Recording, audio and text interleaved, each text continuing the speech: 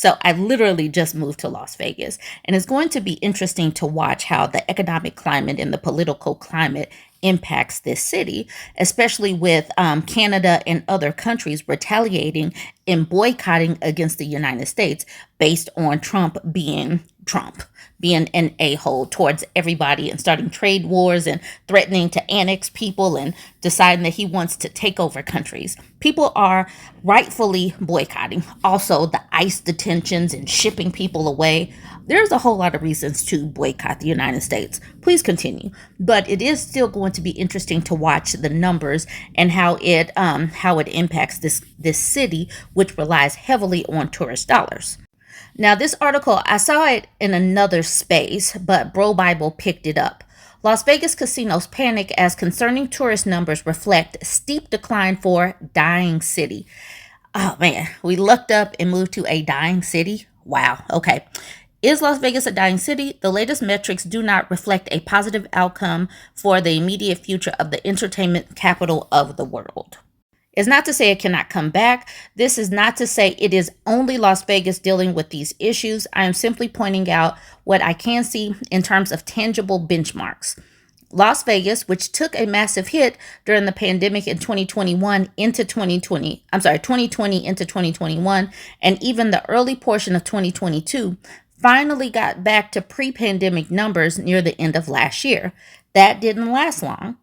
However, this time it does not have anything to do with a highly infectious, previously unknown disease. Las Vegas was eerily empty for the Super Bowl in February, and casinos are starting to panic, and for good reason. Harry Reid International Airport is the primary airport when you fly into Las Vegas. It released a report on March 27th that presented a concerning reality. International passenger traffic dropped 19.6% from January to February. Domestic traffic dropped by almost 7%. Overall, only 4 million travelers flew through the airport in the month of February. That is a 7.5 decrease year over year. A lack of tourists obviously does not bode well for the rest of the city. The Las Vegas Convention and Visitors Authority reported a 12% decrease in visitor volume for the month of February. Convention attendance dropped by approximately 20% and total hotel occupancy by 3.5%. Not to get political, but I would imagine this crater has a direct tie to cost. Life is expensive these days. Las Vegas is even more so. Spending over $30 on a single drink at a club is not in the budget.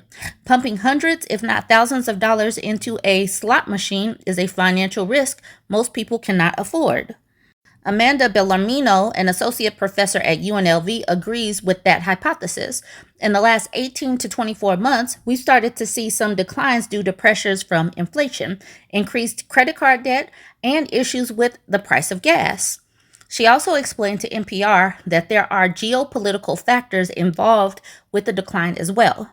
We've seen a decline in international visitors ever since COVID, particularly from Asia, especially with changes in relationships with China. Southern California is Las Vegas's largest domestic market, but we've seen some decrease in that because of the fires. Peace in both Ukraine and Israel would be very beneficial from a humanitarian standpoint, but also for our industry. It will be interesting to see how the metrics from February compare to the metrics from March, because Las Vegas saw a huge bump from March Madness. Hotel rooms were selling at normal, expensive rates. Sports books were popping. Pools were at capacity. Was that a one-off occurrence or is Sin City at risk of collapse? It depends on who you ask. Only time will tell. Now, for someone that just moved here, seeing these resort fees that are anywhere from $45 to $50 a day, seeing how expensive everything is for as far as food, like $26 to $30 a plate for like a burger and fries, seeing how the cost of parking is $20 to $25 anytime you go to one of these hotels on the strip. It is very prohibitive. And if you're in a climate that is, unstable, financially unstable, people are getting fired, tariffs are raising prices everywhere, people are going to be hesitant to go on vacation. So this is going to have, and I've already talked about the ripple effect, but there is going to be a tsunami effect because people not coming here, even if they don't get fired, that means that different economies are going to feel it because people rely on these tips and these people visiting to actually make some money. So companies like these casinos are going to start with layoffs. And I've already done another video where people who work in the casinos were talking about how the service is going down or how people are getting laid off, how the prices are just going up, but what they get for that cost is not reflective. So many people are probably like, nah, I can go to a casino in my home state because other states and other cities actually have casinos, and they might not be charging these exorbitant room rates or whatnot.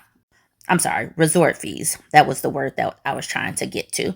But it is going to be interesting to watch. And I'll continue to watch like Expedia and other sites to see if prices come down for these hotels. Because, I'm here, we're here, we would like to check things out. And they can't keep these costs up if the other tourists are not coming. So you would hope that they will want to take care of the locals and maybe offer some deals. So I'm definitely going to be watching that.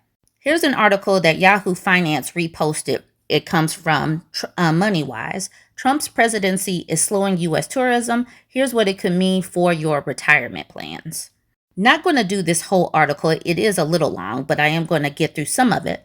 It says, though President Trump has been in office for a little over 2 months, sweeping changes in his international relation policies have created huge economic impacts, not least of which is the impact on the tourism industry in the United States, both with heavy tariffs and the threat of invasion impacting relations with the north of the border neighbors. Canadian travelers are opting to spend their tourism dollars elsewhere. And that is important to keep hammering home. Why are you coming after these people that would come and spend money in our country? It is absolutely ridiculous and is definitely foolish. Aviation analytics company OAG reported that travel to the United States from Canada is down 70% year over year, comparing flight bookings from March 2024 to March 2025. The firm noted that the decline is a concern for the airline industry, but is also bound to impact the tourism industry as a whole in the United States. This may be more bleak news for retirement savers, combined with the shaky stock market, those with significant investments in short-term rental properties, and other retirement assets tied to the travel industry may see their nest eggs shrink as tourism numbers continue to fall. Tourism is a major contributor to our GDP, standing at approximately 2.36 trillion as of 2023, according to Statista.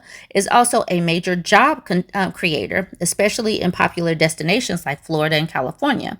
Last year, International Trade Administration expected the United States to have 91 million international visitors by 2026.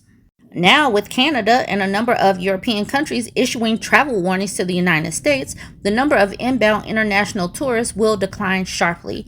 1 Mile at a Time reports that research firm Tourism Economics has changed its forecast from the expected 8.8 increase for 2025 to a projected 5.1 decline, a 13.9 shift in demand. That is how... Oh, he's come in and just completely jacked people's money up. Airlines are already cutting scheduled flights across borders, and travel writer Ben Schlappig projects it may be difficult to bounce back from, saying there's only so much that can be done to stimulate domestic demand beyond what already is. And domestic demand is going to be impacted because of the mass firings, the airplane issues with the FAA, people holding on to their money because of tariffs, people being food insecure and money insecure and housing insecure. It's about to get bad. Tourism cities will be jacked up because people don't need to go on vacation. They need food. They don't need to go on vacation. Anyways, let me know what you think about all of this. Let me know, are you planning on a vacation? Can you afford a vacation? Join the conversation. Don't forget to like, comment, and share.